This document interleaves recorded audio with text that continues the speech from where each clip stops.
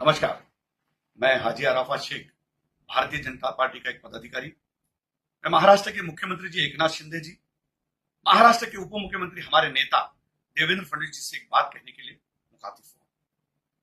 मैं देवेंद्र जी आपसे पूछना चाहता हूं कि जिस तरीके से नीतीश राणे कुछ महीनों से मुस्लिम समाज के बारे में, मुस्लिम अल्पसंख्याकों के बारे में, अब तो हमारे पैगंबर के बारे में जिस तरीके से बातें करना शुरू की, कुछ दिनों पहले उन्होंने कहा नगर में कि मस्जिदों में घुस घुस के मारेंगे। अभी हम मस्जिदों में जब जाते हैं तो लोग हमारी तरफ देखते हैं कि हाजी अराफात शेख आ रहा है, भारतीय जनता पार्टी का एक पदाधिकारी आ रहा है, इसके पीछे नीतीश राणे तो नहीं आ रहा है। हमारे पास जवाब नहीं है। मैं समझ नहीं सकता हूं ये कौन सा हिंदुत्व बताने की कोशिश कर रहे हैं, ये कौन सा हिंदुत्व समझाने की कोशिश कर रहे हैं।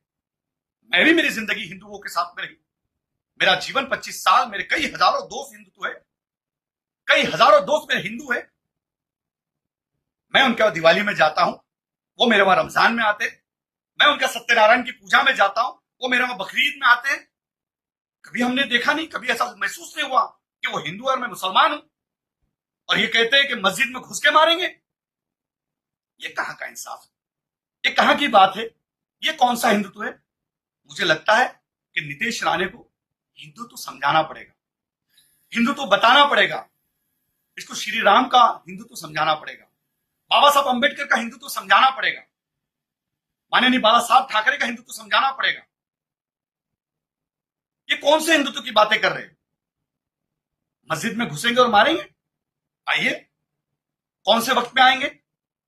मैं कुरला में रहता हूं, फजर की नमाज में आएंगे, जोहर की नमाज में आएंगे, असर की नमाज में आएंगे, ईशा की नमाज में आएंगे, मगरिब की नमाज में कब आएंगे। आइए, हम आपका फूलों से स्वागत करेंगे।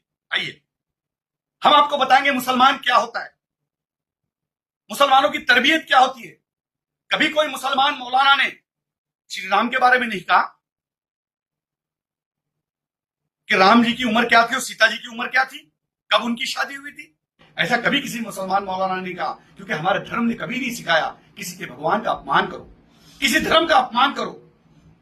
ये कौन सा हिंदुत्व की बातें कर रहे हैं, किस तरीके की बातें कर रहे हैं। जब वो बोल रहे थे तो मैं देख रहा था कि उनसे बड़ा माइक था, उनके पैजामे से बड़ी उनकी जबान चल रही थी। छोटे बुल्ली के बच्चे, आपको समझना पड़ेगा, बटले डेनी, आपकी बकरी ऐसी आवाज, और आप कहते हैं कि मैं हिंदुओं का गब्बर हूं। आप हिंदुओं के गब्बर नहीं, हिंदुओं के गोबर हो। गोबर भी बहुत बड़ी बात है, आप गू तो हो, आप गोबर नहीं गू हो। जिस तरीके की भाषा आप कर रहे हो, अगर गोबर भी बने होते तो अच्छा लगता कि कहीं तो कहीं आंगन में लिपने के काम में आते, लेकिन आप गू हो। आपकी बातें, आपकी जबान, आप जो जिस तरीके से बात कर रहे, तो आप गू जैसी बातें कर रहे।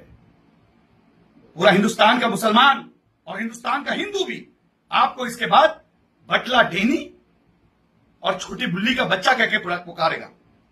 इस तरीके की भाषा ना करो। आप क्यों कर रहे हो? क्या आपको मंत्री बनना है अगले मंत्रिमंडल में? आपके बाप को दिल्ली में मंत्री बनना है, इसलिए कर रहे हो? कितनी आइले कितनी गहले, सबको लगता हमीश पहले ये बीजेपी है साहब। समझना पड़ेगा, आपके भूखने से ये सारी चीजें नहीं होगी। हिंदुस्तान का हिंदू भी समझदार है, मुसलमान जिस तरीके से समझदार है वैसा हिंदू भी समझदार है। मेरे हजारों लाखों दोस्त हिंदू है। मुझे कभी ऐसा महसूस नहीं हुआ किसी के घर पे जाते कि मैं किसी हिंदू के घर जा रहा हूं। मैं कभी गणपति में गया तो मुझे कभी ऐसा महसूस नहीं हो कि मैं मुसलमान हूं, इनके वहां गणपति में क्यों जा रहा हूं। क्योंकि हमारे धर्म में सिखाया गया है कि तुम दूसरों के धर्मों की इज्जत करो।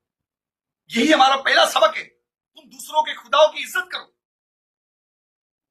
यही हमारा मजहब सिखाता है। और तुम कहते हैं कि मस्जिद में घुस के मारेंगे। अब जिन साधु ने कहा, अब उन्होंने शादी नहीं की तो उसमें हमारा कसूर है। अब उनको नहीं पता कौन कितने साल की उम्र में शादी कर रहा है, किसकी कब शादी हो रही है।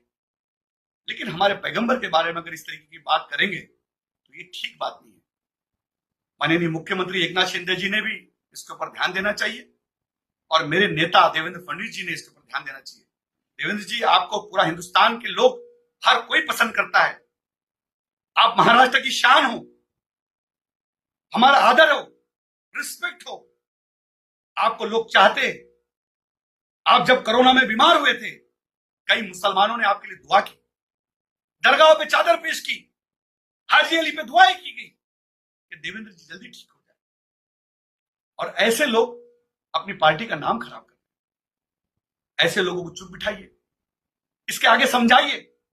हम मस्जिदों में जा नहीं सक रहे कि लोग हमारी तरफ गलत तरीके से देख रहे कि देखो ये बीजेपी वाला आया, और इसके पीछे बीजेपी वाला कोई कहता है कि मस्जिदों में मारेंगे। हम मुसलमानों ने, पूरे हिंदुस्तान के अल्पसंख्यक समाज के मुसलमानों ने क्या करना चाहिए? ये क्या साबित करना चाह रहे? मैं नीतीश राणे से कहूंगा कि इस तरीके की भाषा ना करो। ऐसा ना हो कि और भी लोग इस तरीके की भाषा करना शुरू करें।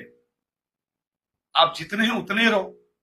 आप जब बात करते हो तो ऐसा लगता है कोई तीसरी चौथी का बच्चा बात कर रहा है। माइक से तो छोटे दिखते हो आप, आपसे बड़ा तो माइक दिखता है।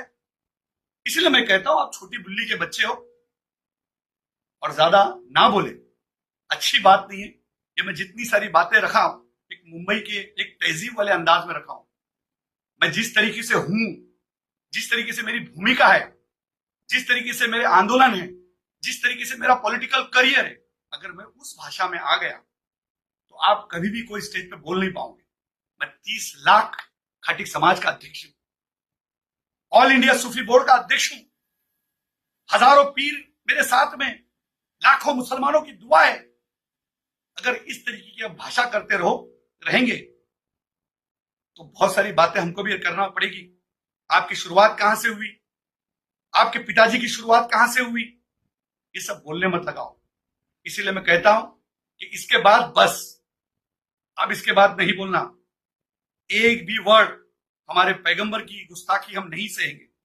मैं इस पार्टी में रह के काम कर रहा हूं, हजारों लोगों को जोड़ रहा हूं, हजारों लोग मेरे साथ मुसलमान जुड़े हुए, और उनका जवाब मेरे पास अगर इस तरीके का होगा तो ये बात ठीक नहीं होगी।